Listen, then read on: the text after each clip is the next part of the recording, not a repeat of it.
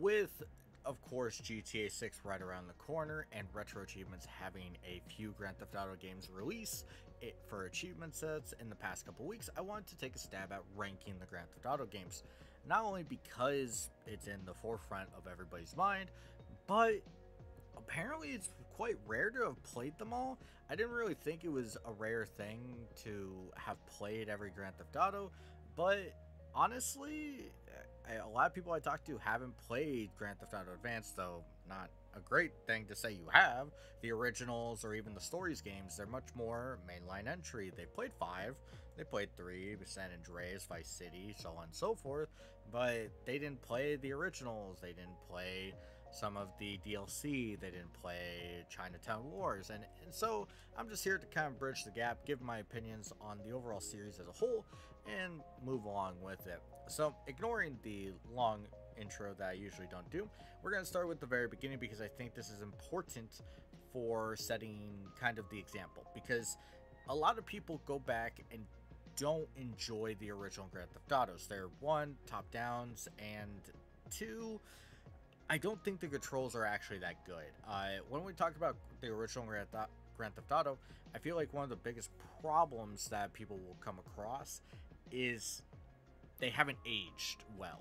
They haven't brought forth this type of bombastic gameplay. They haven't brought forth very easy to understand controls, and they haven't brought forward this amazing story that you want to get invested in.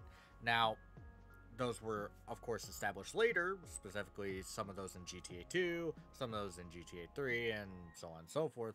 But the first Grand Theft Auto doesn't really have anything besides an okay story, and most of that you're going to want to read a Wikipedia page about instead of actually play the game, because the story is very rough to hammer down, or at least understand while you're raging at some stupid-ass mission requirement. GTA also has this amazing mission structure in every Grand Theft Auto, besides a few outliers. And Grand Theft Auto's mission structure is fine for like the point system that's in it, but to learn the stories and the interesting like characters that kind of inhabit this Grand Theft Auto world, it's very stutter and go, and it doesn't serve it well.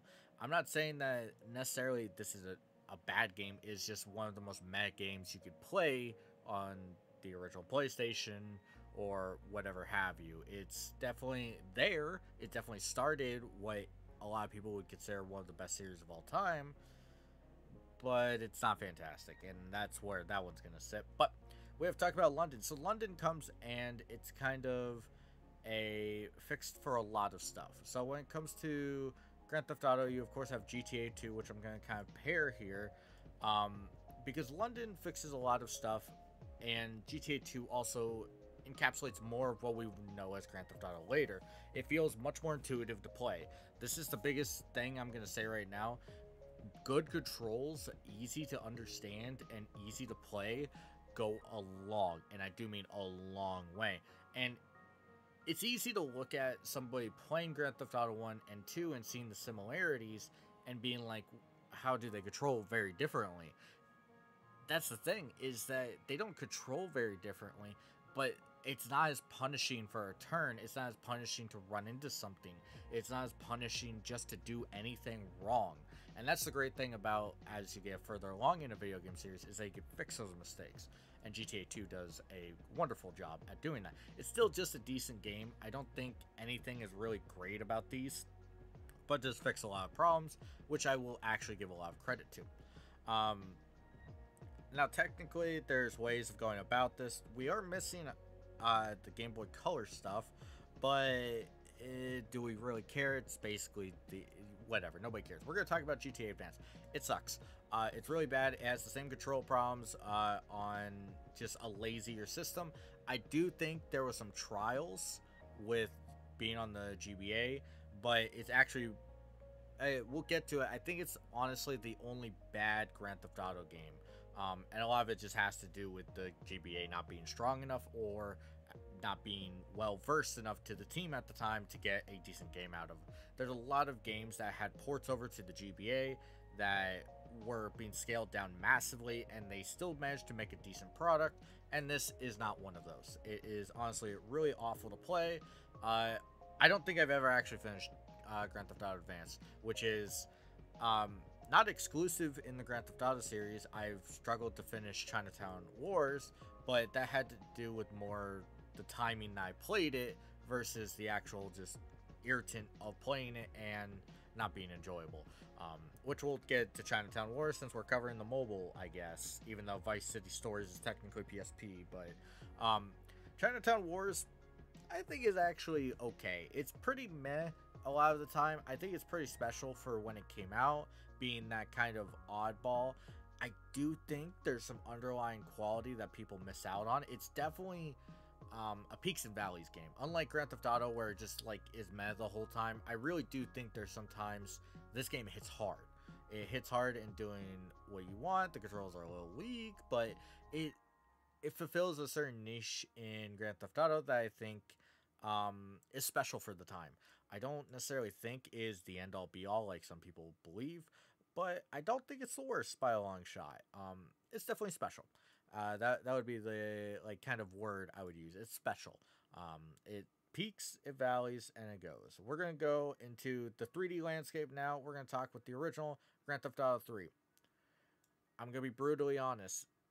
If we're talking the big step, if we're talking about improvements, Grand Theft Auto 3 is S. The reason it's not is there's a few control issues because it's, you know, the first of its kind for specifically GTA, and also at the same time, some of the missions are really, really bad. But ignoring that, Grand Theft Auto 3 has this type of sandbox feel that is actually not fulfilled in any other game. There's a lot of wild stuff you can do in Grand Theft Auto 3 that is not available in later games, even Vice City, which came soon after. It's one of those games that I don't think a lot of people realize how, not like different, but how radically different of a design philosophy it is in comparison to every other game in the series. It's one of those games that it looks the same as Vice City. It looks very similar. It feels like San Andreas at times. It feels like this is the rightful evolution from 5 that happened. Like, this is the evolution, right? 3 to 4 to 5, we see the evolution. No, this game actually has a lot more sandbox opportunities. It has the mission structure, but the way you go about missions is strangely different. There's a lot of characters that happen to feel very, not one note, but like the dialogue for them is one note, but what they do in the actual game feels very like weird. It feels almost like it was put together desperately, and at the same time, it feels really nice to play because of that. It's like a desperate like attention whore, or like the little brother that wants attention really bad. They're very desperate for it. They go for it, and they're in your way, and sometimes that can be very annoying, but other times they come up with something unique, something special, and more importantly, something very valuable that is exclusive to them. And here, that's why I think it is very valuable and exclusive to Grand Theft Auto 3. And it's one of those things where a lot of people aren't gonna necessarily understand if you've played maybe the kind of remasters that have come along, but if you go back and play the originals, 3 feels very different in a lot of facets to even Vice City, which is not always a good thing, as we'll talk about with Vice City being my personal favorite game. Now, Vice City used to not be my favorite game. That probably used to go down to like 5 in general, but over time, Vice City has taken a huge lead. One, the mission design is a lot better from 3. The sandbox elements have been toned down massively, which is really, really depressing, but I love the overall city design a lot more. Whereas 3 feels very hollow in a sense, Vice City feels full. It feels engaging, it feels lively, which fits a lot more with even the box art. If you look at this feels very like, I don't know, kind of planned at first glance, but it has this like type of storybook feel that is special, so it's cool. But this one, it's lively, it's colorful, it's going places, and that's what Vice City does. Vice City doesn't overall improve on a lot of controls, doesn't like improve on a lot of stuff besides small changes such as flying. In quotes, we'll say in quotes because technically, blah blah blah, and a few other things that have been improved. But overall, it's not a straight up upgrade. It just is a different city, and more importantly, I think the more memorable one, which is why Vice City is here. But that goes into probably the next one, which is San Andreas. A lot of people love San Andreas, and if this was, me 10, 15 years ago, I think it's probably the best one. Times have changed. And I'm going to be brutally honest, San Andreas has a lot of problems. One of those being difficulty. Now, a lot of people are like, Grand Theft Auto difficult? What? Yeah, for the most part, there are some really high, like, not high on the difficulty scale, but high on the annoyance factor and difficulty in a lot of these games. I remember GTA Advance having one. There, especially in the original Grand Theft Auto. There's one in Chinatown Wars that pops in my head immediately. 3 has a few, specifically the flying ones, and Vice City has a few as well, specifically towards the end of the game. Before, yeah, I'm not gonna spoil anything, but San Andreas has these in random kind of increments. It's where everybody knows about the train mission being brutally hard sometimes because your AI partner does not work with you. There's also the sneaking mission, which at face value is not easy to get a hold of. Yes, nowadays, now that we're older, we can look back on and say, oh, we're dumb. In reality, it was a very dumb display to kind of showcase how to do that mechanic because of how long it took to get back to it, and above all, just it's far enough in the game where you have no problem dropping it because you've unlocked stuff. San Andreas also has this really big problem where I don't think a lot of people have actually played the whole game proper. It feels very weird to say, but I feel like a lot of people will finish the first part of the game, end it, or if they do finish the game, they've usually used some cheats involved, which feels, it's fine. It's how you want to play, but it's definitely not how the game comes across if you play through it naturally. Everybody can open up a code book and copy the code 1 to 3 times and eventually get it, but not everybody has gone through and struggled with some of the later entries in the missions. It definitely feels like they were going for a very high difficulty margin when it came to some of the later missions. Specifically, there's one with Big Smoke that comes at the later end of the game. I'm not going to get into spoilers. That is brutal. A lot of people that have played through to that point, you know exactly which one I'm talking about. It puts you on your toes. It completely waxes you a lot of the time. And if you haven't played this game a lot, it is punishing, especially for first-time users. Yes, our experienced hands can get through it decently nowadays, but first-time players, please be warned, it will kick your ass. And that's kind of what San Andreas's big fault is very fun. Has the Grand Theft Auto mentality of, hey, go around, do this, have fun. But the missions, some of those, they are way too hard to be fun for the first time go, second time go, third time go, even the fourth time go. It takes a while for you to love and enjoy the missions of San Andreas, which is acquired taste is a negative about it, to me personally. If I can't get somebody to go through and beat a game, there's a problem. Let's talk about the little side games that happen before we get into the big topics of this one. We have, of course, Liberty City Stories and Vice City Stories. Liberty City Stories is okay. There's a lot of stuff that I think is problematic with it. I do think it has a very interesting, like, mission structure.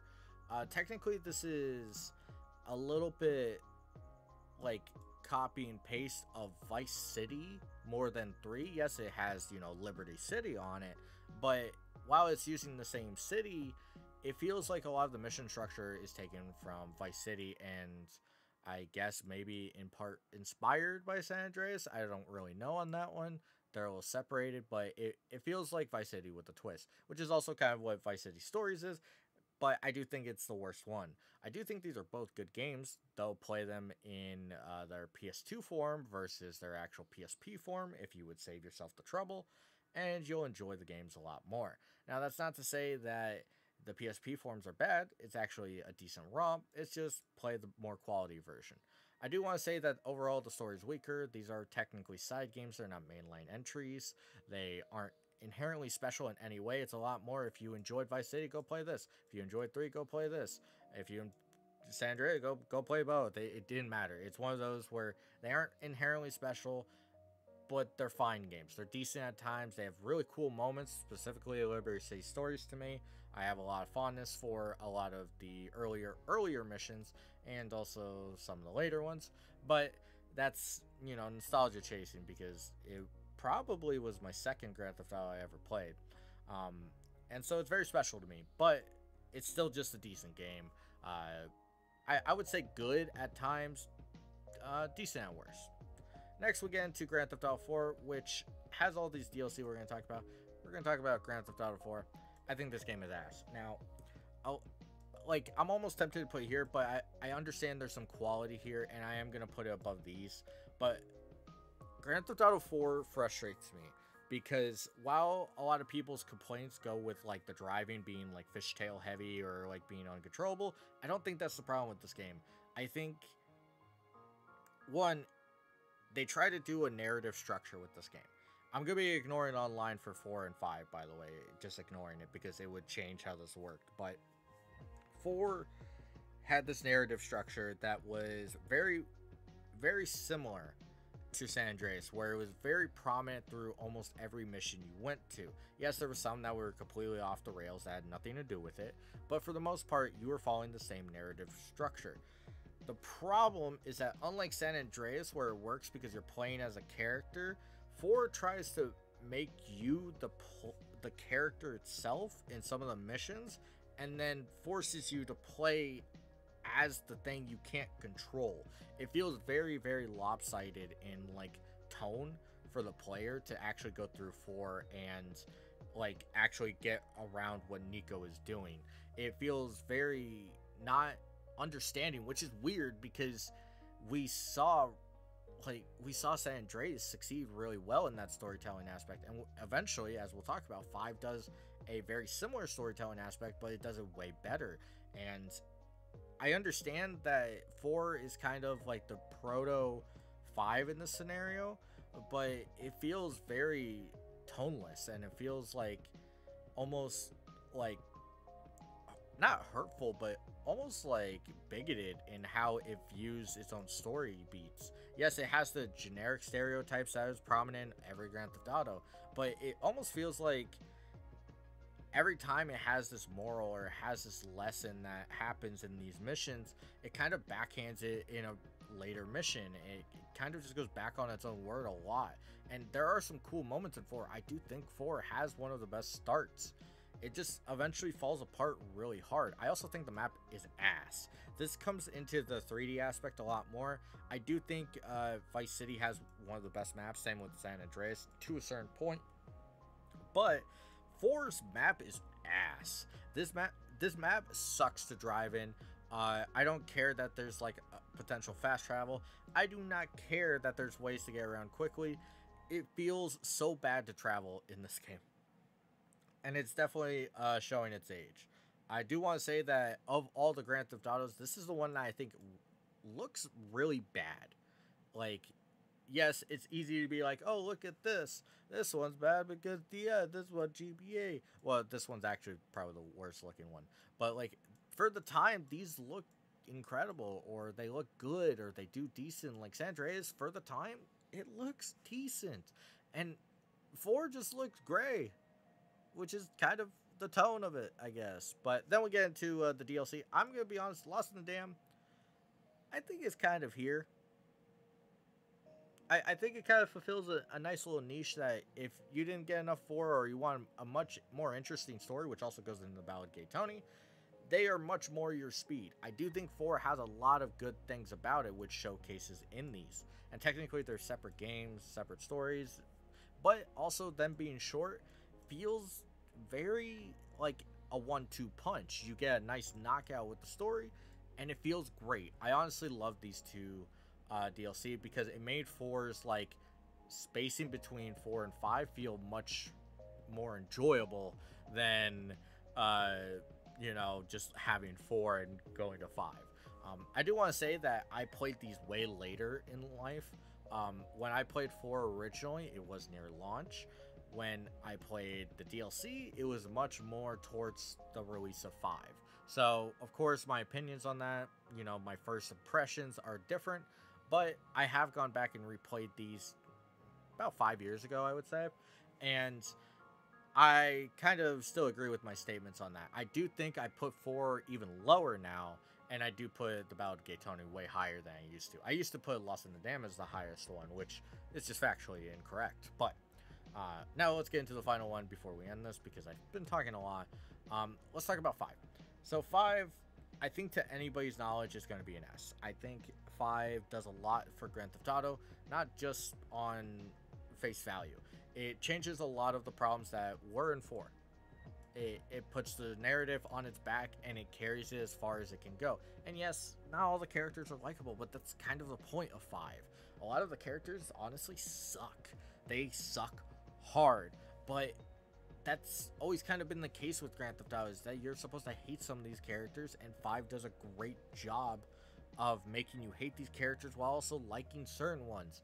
And a lot of the strange missions that occur that aren't a part of the main story are very special and hold us like a cool and valuable memory for me to look back fondly on.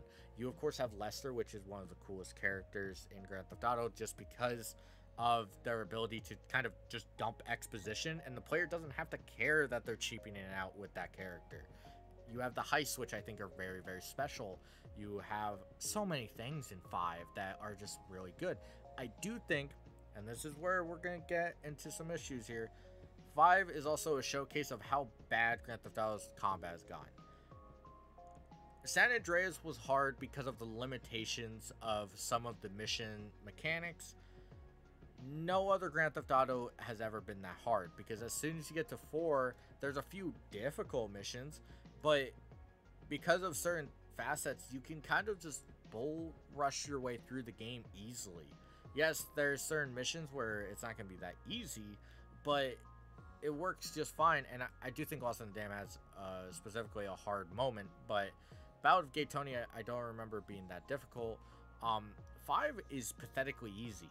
This comes into one of the biggest problems with 5. The sandbox mechanics, sandbox orientation that these games had is completely gone from the series. Yes, you can go around, you can steal a car, you can go and do whatever you want. Yes, you can do that when missions are not available, but in the mission structure proper, if you do not follow the step-by-step process, you will fail. And I feel that is the biggest negative Grand Theft Auto 5 will ever have, is that it feels nothing like a sandbox in these missions. We went from 3, where you could do some wild stuff, I'm talking wild stuff, to 4, where yes, you have to do certain things in order, but it was very loose in some cases, to 5, where you're just stuck in this checklist. It feels very good sometimes to play Grand Theft Auto 5. I think it's the best controlling by a long shot. Thank you for new age controls. And at the same time, I do wish it was a little better. This is a game that I was very excited for. I think one of the fastest people I knew that beat this game to 100%. I did a lot of stuff in Grand Theft Auto 5. I, had fun with it. I, customized a gauntlet for fun because it was very enjoyable. And yet, as I look back on it, as I take a closer look at all its flaws, I do think Vice City is the better package. Not to say that 5 is not a great game, but this is my list. If we're going into recommendation territory, I do think you take a stab at 3. If you don't like it, it's understandable. It hasn't aged the greatest, if we're being honest, but I do recommend you give Vice City a shot along with San Andreas. That was a very bad time to do a stutter slur thing that I did. But if we are to avoid any Grand Theft Auto, it's definitely Advance. Everybody knows that, right? Right? Cool. But ignoring that, I do want to hear your opinions if you have any on 4 specifically. I feel like I'm always rough on 4, but I just can't find good things about it. I do want to say I was very tempted to put San Andreas, Saints Row games. Having a hard time speaking right now. Saints Row games in here because I think it would be fun, but a lot of the Saints Row games would, well, two of them would kind of be up here, and the rest would be down here, so it would be very unbalanced. But overall, it was a good one. Leave a comment on your opinion on 4 if you would so mind, and I will catch you in the next one.